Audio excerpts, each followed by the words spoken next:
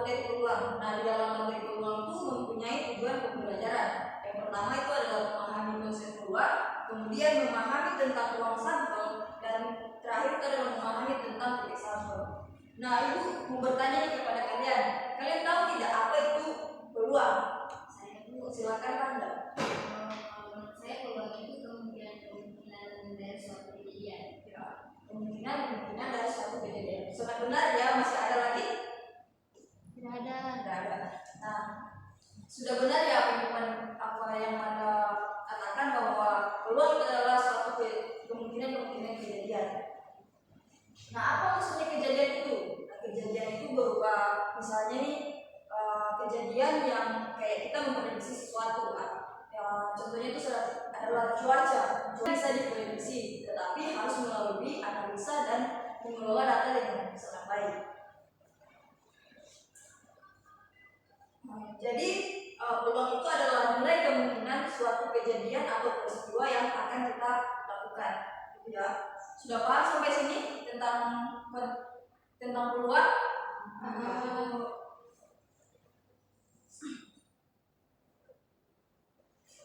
Selanjutnya itu di dalam peluang ada tiga yang sangat dibutuhkan. Yang pertama itu adalah ruang sampel, di mana ruang sampel adalah himpunan suatu kejadian yang mungkin diperoleh dari suatu data.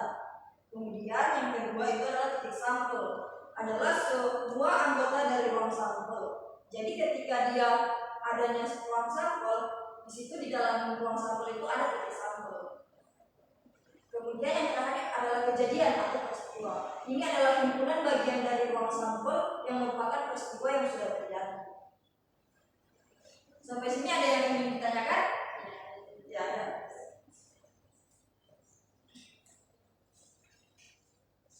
Nah, untuk kita memahami konsep peluang ini, kita masuk ke dalam contoh soal saja ya.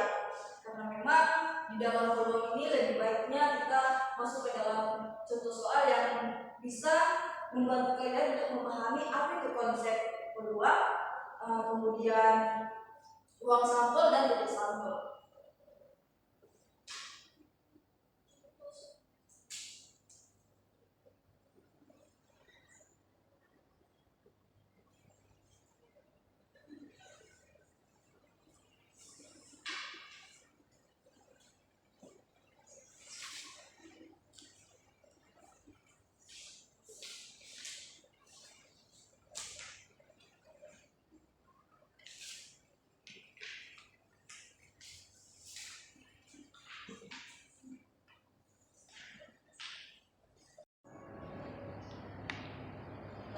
Baik, kita masuk ke dalam contoh soal. Di sini ada dua contoh soal ya. Di mana contoh soal pertama itu tentang pada pelemparan sebuah logam terungkaplah ruang sampel, titik sampel dan kejadiannya. Nah, di sini ada ruang logam nih, di mana ruang logam itu terdiri atas angka dan gambar. Ketika dia dilemparkan, dia berapa kemungkinan? Kemungkinannya akan terjadi. Kemudian ruang sampelnya berapa? Titik sampelnya berapa? Kemudian kejadian yang muncul itu ada berapa kali? Jadi untuk ruang sampel sendiri itu terdiri atas angka dan gambar, karena dia hanya memiliki dua, pertama gambar dan angka. Titik sampel ini adalah sesuatu yang terdiri dari ruang sampel. Nah, titik sampel itu sama dengan ruang sampel, tetapi di ruang sampel itu memiliki kurung kurawal. Di ruang sampel itu memiliki kurung kurawal atau himpunannya. Himpunannya itu himpunan A, huruf A dan D yang diwakili, di mana A itu adalah angka dan D itu adalah gambar. Kemudian titik sampel itu dinotifikasikan dengan N dalam kurung S sama dengan 2, di mana titik sampelnya itu ada 2, yaitu angka dan gambar. Nah, kejadiannya itu bisa ada dua kejadian, di mana munculnya kejadian sisi angka dan munculnya kejadian sisi gambar. Kita praktekkan ya. Ini ada ruang logam nih. Yang pertama, yang muncul apa ya? Nah, di sini muncul gambar. Yang kemudian kedua muncul angka. Jadi begitu ya. Di sini ada yang ditanyakan? Tidak ada. Tidak ada. Kalian paham tentang materi ini?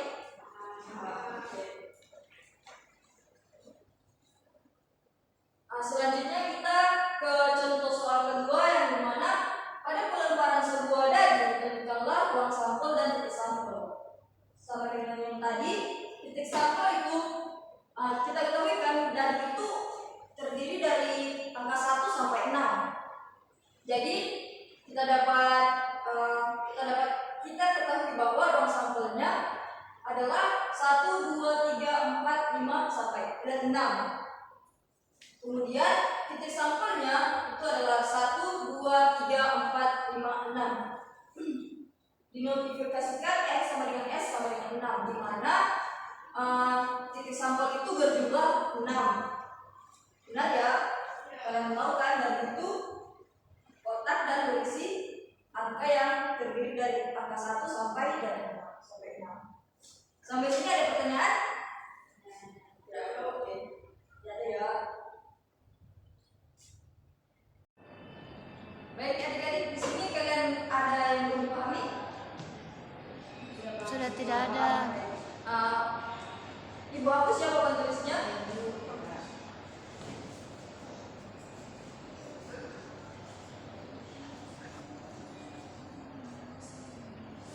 Nah, di dalam peluang ini memiliki dua metode.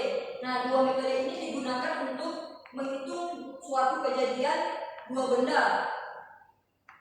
Di mana metode yang digunakan ya, yang pertama adalah diagram pohon, dan kemudian yang kedua adalah tabel. Nah, agar kalian memahami, ibu memberikan contoh soal ya. Ya, Bu.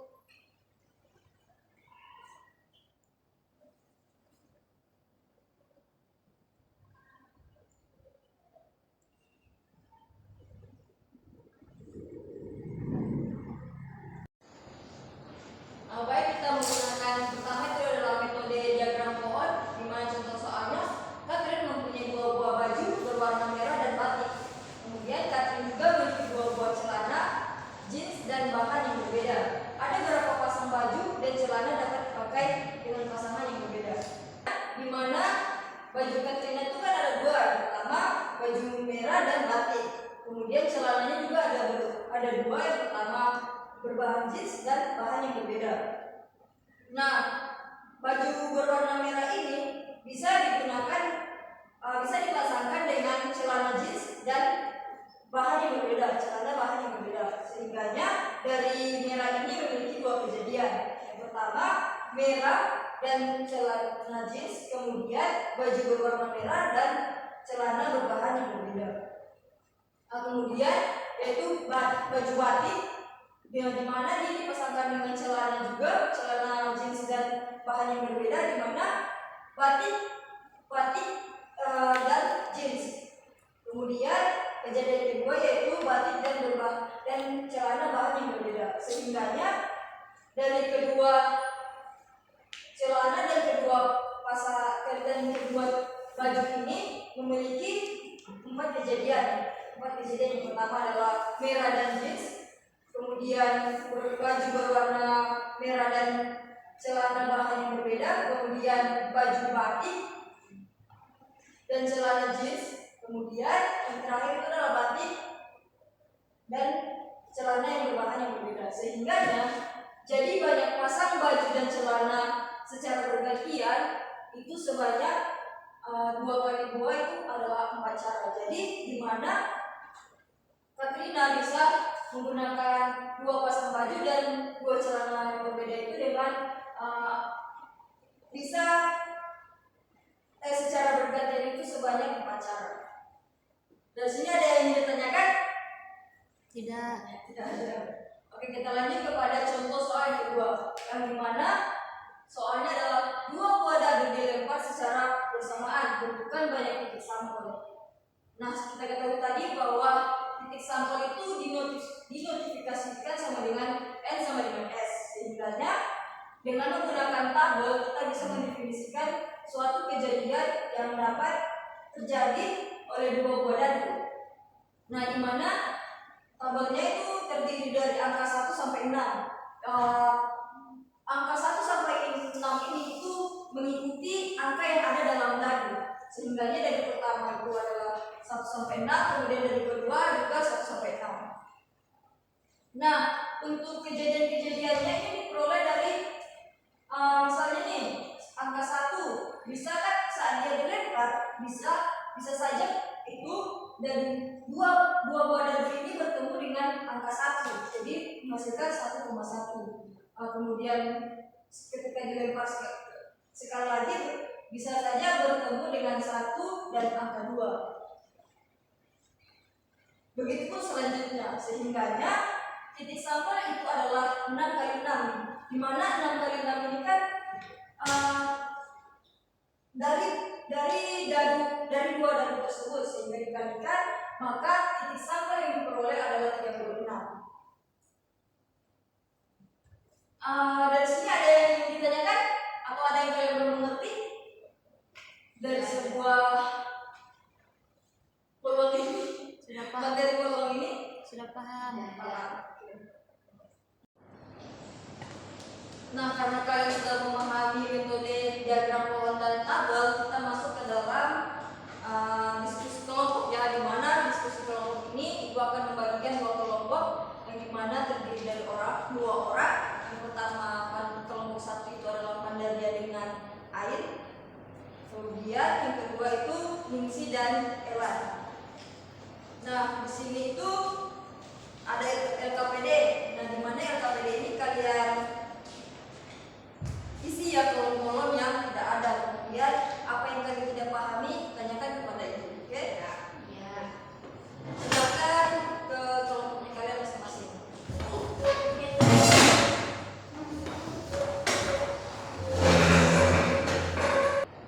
Nah, dalam pengerjaan LKPD ini ibu memberikan waktu kepada kalian itu sebanyak 30 menit, di mana kalian berdiskusi secara kelompok.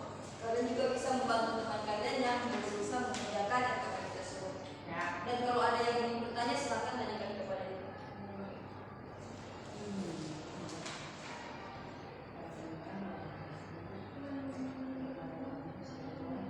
Kalian tahu Ibu saya bertanya. silakan apa?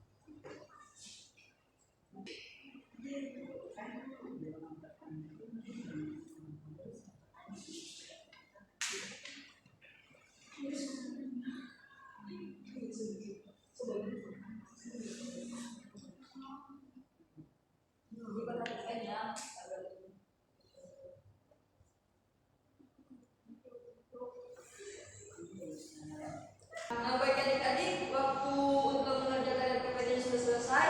Nah, kita selanjutnya itu minta kepada kelompok 1 itu untuk presentasi hasil kerjaannya, yang dimana mereka mempresentasikan tentang diagram pohon, kemudian kelompok 2 itu mempresentasikan tentang tabel. Silakan kepada kelompok 1 dipersilakan.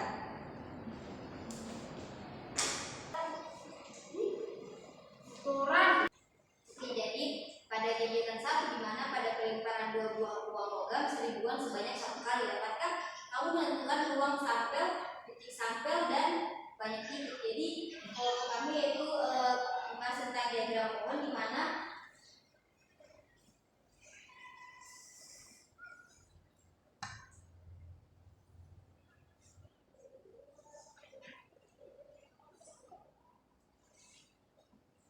jadi untuk diagram pohonnya itu seperti ini, dimana kan ada uang logam pertama. Nah, kita dapatkan uang logam pertama itu, yang pertama itu ada gambar dan angka. Lalu dari uang logam pertama yang gambar ini kita melakukan pelemparan uang logam kedua, kita dapatkan gambar sehingga hasilnya yaitu gambar dan gambar untuk uang logam pertama dan uang logam kedua. Lalu yang kedua dari uang logam pertama dan uang logam kedua kita dapatkan hasilnya yaitu gambar dan angka. Lalu untuk uang logam pelemparan uang logam pertama yaitu angka.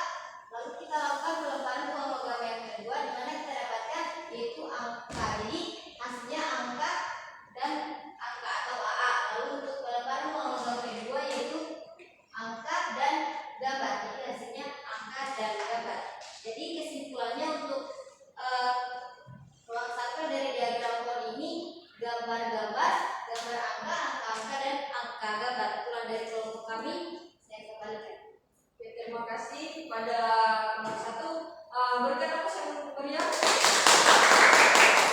Banyak ya, jadi benar ya apa yang dijawab oleh kelompok 1 itu sudah sangat benar, di mana mereka bisa mendapatkan gambar-gambar, gambar angka, angka-angka dan angka gambar itu dari pelemparan buah-buah logam. Oke, terima kasih kepada kelompok 1 yang sudah memaparkan hasil dari kegiatannya. Kemudian kita masuk kepada kelompok 2. Dipersilakan untuk perwakilan dari kelompok 2 maju.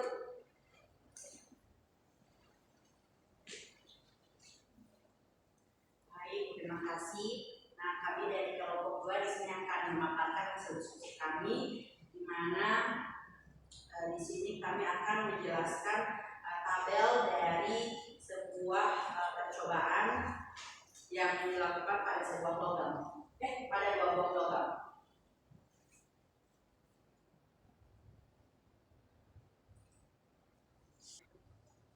Oke, baik.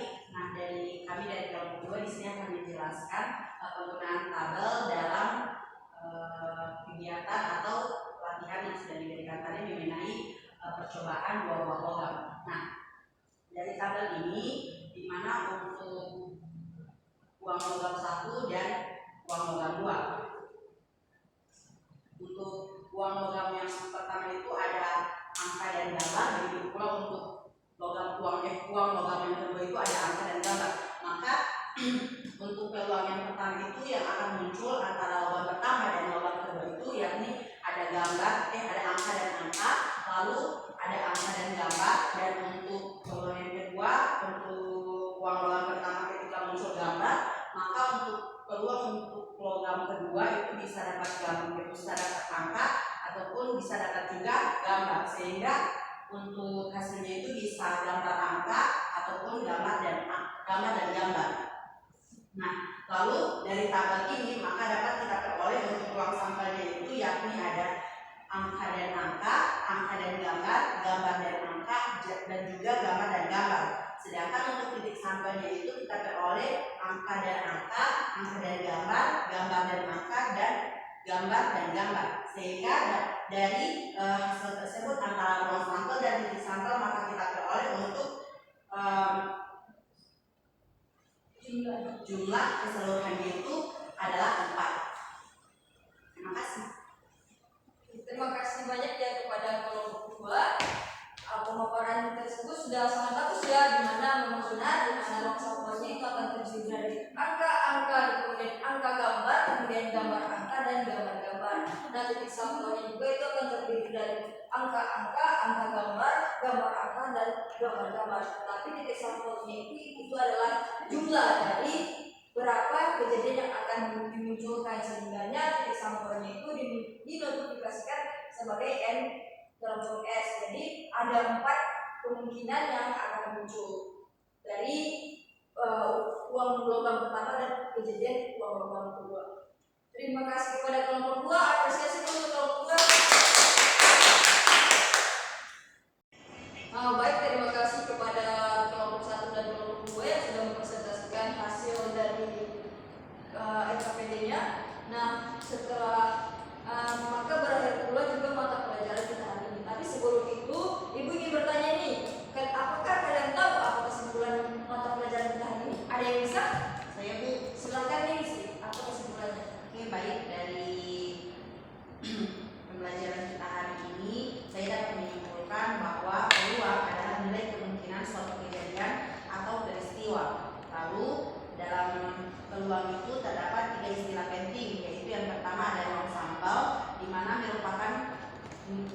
ruang sampel adalah himpunan semua kejadian yang mungkin diperoleh dari suatu data. Lalu yang kedua ada titik sampel. Titik sampel adalah semua anggota dari ruang sampel kejadian.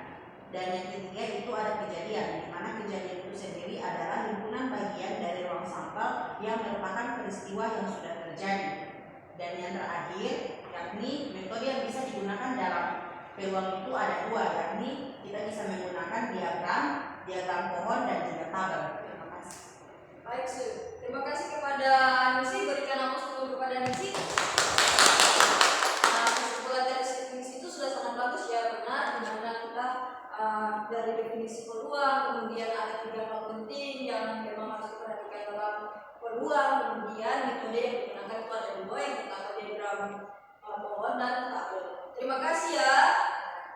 Baik, karena telah berakhir mata pelajaran kita hari ini, Ibu ucapkan terima kasih banyak kepada adik-adik yang sudah mau mendengarkan dan berdiskusi serta mau mengikuti kegiatan pembelajaran kita hari ini. Sekian dan terima kasih. Mohon maaf bila ada salah kata. Wassalamualaikum